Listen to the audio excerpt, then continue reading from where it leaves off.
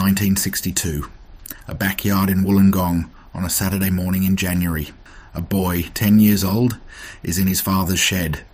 The tools are laid out on the workbench the way his father showed him. He has 3 pieces of scrap timber, a handsaw, a hammer, and a bag of nails. His feet are bare. His shirt is off. Nobody has told him what to make. He is figuring it out.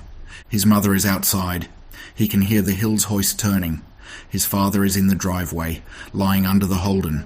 Neither of them has looked in on the boy in 2 hours. Neither of them is worried. Neither of them will be worried until his mother rings the bell for lunch. The boy is fine. He is more than fine. He is doing the most important work of his childhood, which is being alone in his father's shed with a problem to solve and no adult standing over him while he solves it. That Saturday morning in the shed is building more of the man he will become than every structured activity of his entire schooled life. These are 20 skills that every working-class Australian boy learned before he turned 12 in the 1950s and the 1960s. None of them required a class. None of them required a coach. Most Australian boys today cannot do a single one. And the reason that matters is not nostalgia. The reason it matters is the kind of men we are producing now. Counting down from 20. Number 20. Shining shoes. Not just putting shoes on. The actual ritual. The tin of nugget boot polish. Black for school, brown for church. The brush, the old cloth, the circular motion applying the polish, and then the long buff until the leather caught the light and held it. Every morning before school. Every Sunday before church. From about age 7. His father had done the same. His grandfather before him. The skill of shining shoes is not really about shoes. It is about the daily practice of maintaining the things you have been given. The discipline of attending to something small before the day begins, of not letting things slide. Most boys today have never shined a pair of shoes in their lives. The skill was lost. The day synthetic soles replaced leather and convenience replaced care. What went with it is harder to replace than the shoes. Number 19. Making correct change at the corner store. Sent with a pound note, or after 1966, a $2 bill. To the corner store on Friday afternoon with a list. You came back with the groceries. You came back with the correct change. The family's weekly budget had no margin for careless arithmetic. A shilling lost was a shilling gone. The boy who came back short had to give a clear and honest account. The decimal currency change in 1966, when Zach's became 5 cents and Bob's became 10 cents overnight, meant the boy had to relearn this arithmetic in a single week. He did, because he had no choice. That adaptability is itself a skill that no app has ever taught and no app ever will. Number 18. Growing a vegetable row. Not helping with the garden. Being responsible for a specific row. The tomatoes were his. The beans along the back fence were his. He watered them, staked them, and read the plant the way his grandfather had read it. By looking at it carefully every day and noticing what was different. The working-class Australian backyard vegetable patch was not a hobby. It supplemented the weekly groceries. What the boy grew was eaten. What he killed through neglect was a small failure with real consequences that nobody made into a trauma, but nobody pretended hadn't happened. The skill of growing something from seed to table is genuinely rare in Australian boys today. We replaced the vegetable row with a supermarket aisle and called it progress. Number 17. Reading a roadmap for Dad. The Gregory Street directory sat in the glove box of the Holden. On long trips, the touring atlas came out of the boot. The boy sat in the passenger seat and navigated. Not suggested. Navigated. Dad drove. The boy read the map, called the turns, kept track of the kilometres. He was 8 or 9 years old, and the family arrived because of him. This was the skill of spatial sovereignty, knowing where you are in the world, holding a mental map of your region, understanding direction from a piece of paper and the angle of the sun. A skill that built confidence, concentration, and the particular satisfaction of getting something right in a moving car with your father's full trust in your directions. Number 16. Fixing a bike puncture. Remove the wheel. Lever off the tyre with 2 spoons from the kitchen drawer. Pull the tube out, inflate it slightly, run it through a basin of water until bubbles gave the hole away.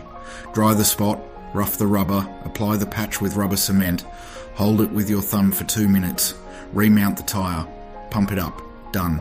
A working class Australian boy could do this by age 10, alone, in the driveway, without asking, because 2 miles from home with a flat was not an occasion to call for help. It was an occasion to fix the problem and ride home. The modern boy calls his father calls roadside assist. The spoons go back in the drawer unused. Number 15. Swimming in open water. Not a pool. Not supervised. The local dam. The river bend where the water slowed and pooled deep enough to dive. You rode there by bike with a towel over the handlebars, and you learned the water by being in it. Where the current ran, where the bottom shelved, where the rope swing would deposit you, and where it absolutely would not. Australian working class boys swam in open water from about age 8 without supervision.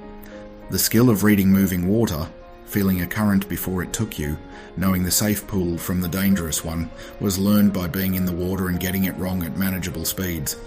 It has been replaced by supervised pool lessons, which teaches swimming but not water. Number 14. Navigating the suburb by bike. By age 10 or 11, a working class Australian boy knew every street within 3 kilometres by bike. Not with a map, with his body. He knew which footpath had a crack. He knew which yard had the dog. The fastest way to the milk bar, the creek, his mate's house. All of it held in his muscles and his memory. He navigated by landmarks and the angle of the sun. The rule was, be back before the streetlights come on, not a time, a light level, which required him to read the sky and make a judgment. The suburb was his territory, not a place his parents drove him through, his. Number 13. Catching fish from the local creek. A hand line or a cane rod. Worms dug from the garden in a tin. The local creek, walked to alone from about age 8. You sat on the bank for 2 or 3 hours and you thought about whatever boys thought about in the 1960s when they were alone with a fishing line and nobody had given them anything to look at. What you caught, you cleaned yourself on a newspaper on the back step and took inside to be cooked. You had touched the entire food chain by age 10. The modern boy thinks fish comes from the freezer section. That is a different kind of boy. Number 12. Looking after younger siblings alone. By age 10 or 11, you could be left with the younger children for a Saturday afternoon. Not checked on, not phoned. Left. You were the authority. You fed the little ones, settled the disputes. If something went wrong, you dealt with it. This was the beginning of the boy understanding that he was not just a person who received care. He was a person who could give it. That shift from the one who needs looking after to the one who does the looking after is the central act of growing up. It happened at 10 in a working class Australian household. It is now happening, if it happens at all, considerably later. Number 11. Building a cubby house from scrap. No plans, no bought materials. Whatever was in the yard and whatever was available at the back of the neighbour's property. A sheet of corrugated iron against the back fence for the roof. Timber offcuts for the walls, hessian from an old bag for the doorway. Built and rebuilt and improved over months. The cubby house was the first building most working class Australian boys ever attempted. It had to stay up and keep the weather out. Each version was better than the last, because the previous one had taught him about load and angle and what hessian does in the rain. If he wanted somewhere of his own, he would have to build it himself. Number 10. Making a Shanghai. A Y-shaped branch from a tree. Oleander grew quickly, and its forks were the right shape. Stripped of bark, dried until it was light and hard. Rubber cut from a bicycle inner tube in strips, looped through holes at the top of each fork. A small square of leather from an old belt for the pouch. Shanghai was the Australian word. In America they said slingshot, in Britain they said catapult. Earliest recorded use, Melbourne, 1863, Australian National Dictionary. The skill was in the making. A boy who could select the right fork, cut the rubber to the correct tension, and produce something balanced enough to shoot straight, had built a tool from almost nothing. He was 10 years old. Number 9. Yabbying. A ball of wool, a piece of fresh meat tied to the end, an ice cream container. You rowed to the creek, dropped the meat into the water, and held the wool. When it pulled tight, when you felt the specific steady resistance of a yabby backing away with your bait in its claws, you drew it in slowly and at the last second scooped the container under before it could release. A yabby is a freshwater crustacean native to Australia. The word comes from the Wemba Wemba Aboriginal language. You cannot do this in America. A working class Australian boy who could yabby well came home with dinner and had learned patience in a way that nothing with a screen has ever managed to teach. Number 8. Tending the Besser block incinerator. Every working class Australian backyard had one, built from hollow rectangular concrete blocks at the back corner of the yard. Saturday afternoon was burning day. Old newspapers, cardboard, garden waste. The boy was in charge of the fire. He built it from the bottom, managed the height of the flame, knew that wet leaves produced smoke and dry leaves produced fire, and the difference mattered when the neighbour's washing was on the line. Backyard incinerators were banned progressively across Australian cities from the early 1980s until by the late 80s they were prohibited across most of the country. The Besser block structures still stand in some older backyards, cold and silent and illegal. The boys who tended them are in their 70s now. Number 7. Rabbit trapping at dawn. In regional and outer suburban Australia in the 1950s and 60s, the rabbits were everywhere. An introduced pest, also free food. The trap was set the evening before at the entrance to the warren. The boy was up before his father. He walked or rode to the fence line alone in the grey pre-dawn, checked the trap, dispatched the rabbit quickly the way he had been shown, reset the trap, and brought the rabbit home. That sequence, planning the night before, rising alone before the house woke, handling an animal's death without ceremony, completing the task before breakfast, built something specific in a boy's character that no suburban childhood has ever found a replacement for. Number 6. Mowing the lawn with the Victa. The Victa rotary lawnmower was invented in a backyard shed in Concord, New South Wales in August 1952. Mervyn Richardson assembled the prototype from scrap metal, a 2-stroke engine, and wheels taken from a Billycart. The same wheels working-class Australian boys were riding down hills built the mower that would cut every suburban lawn in the country for the next 50 years. The skill was in doing it properly, straight strips overlapping by an inch, the edging along the path. The grass catcher emptied before it overfilled. A working-class Australian boy learned this from his father from about age 10. When he did it well, his father looked at the lawn and did not say anything, which was how a working-class Australian father said well done. Number 5. Chopping kindling and splitting wood. The hatchet lived in the shed.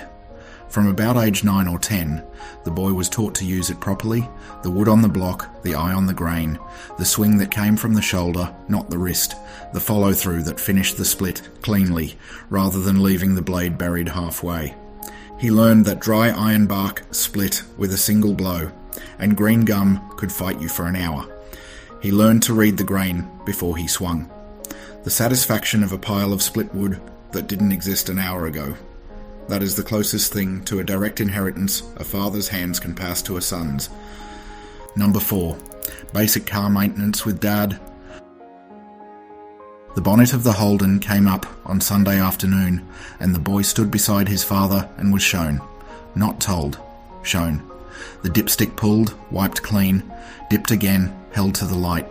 The radiator cap removed carefully, always with a cloth, always with the engine warm, not hot, because a hot cap without a cloth had sent steam into men's faces, and his father was not going to let that happen to him.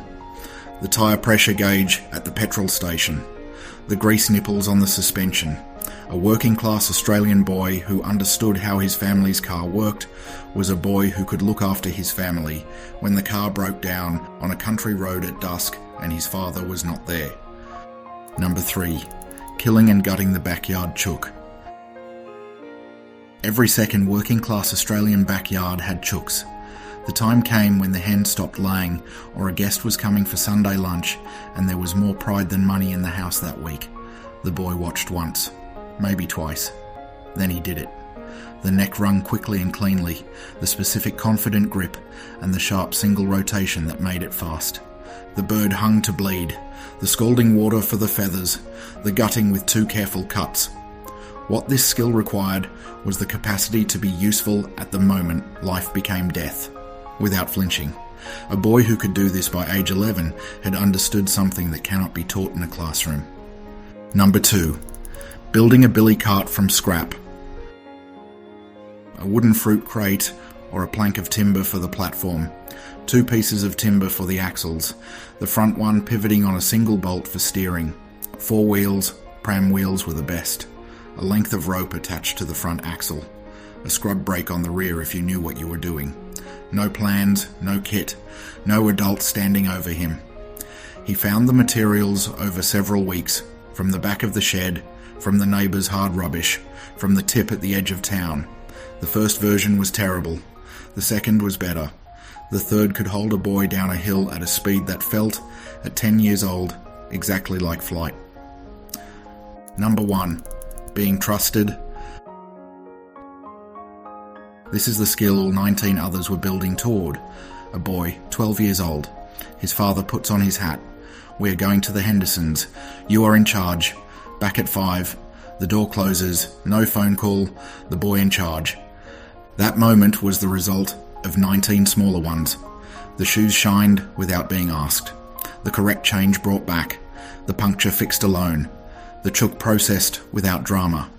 Each one a deposit in a ledger his father was keeping. By 12, a working-class Australian boy had been given his portion of the world and had handled it, not because he was supervised, because he had been built. That is what we used to produce.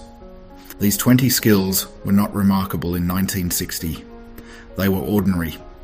They were what a working-class Australian boy was expected to have by 12. Assembled gradually through a childhood spent in the shed and on the creek and at the back of the Holden, with his father saying, "Watch this once," and then stepping back. The men who were built this way are in their 70s and 80s now, quieter than us, more useful, more at peace with their own competence. They are the last generation raised this way. Leave a comment below. Tell us which of these your father taught you. Tell us whether the shed is still there and whether anyone has shown a boy where the tools are. This has been the Golden Outback. We will see you next time.